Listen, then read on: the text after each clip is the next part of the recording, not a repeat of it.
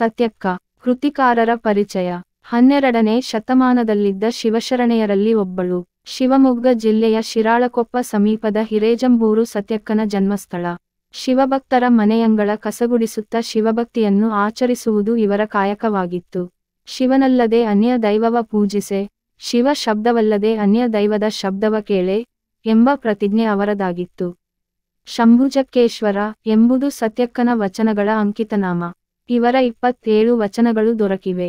ಪರರಧನ, ಪರಿಶ್ರಮವಿಲ್ಲದೆ ದೊರಕುವ ಯಾವುದೇ ಆಸೆ ಆಮಿಷಗಳಿಗೆ ಶಿವಶರಣರು ಒಳಗಾಗಬಾರದು, ಹಾಗೇನಾದರೂ ಒಳಗಾದ ಪಕ್ಷದಲ್ಲಿ ಅಂಥವರಿಗೆ ನರಕ ತಪ್ಪಿದ್ದಲ್ಲ.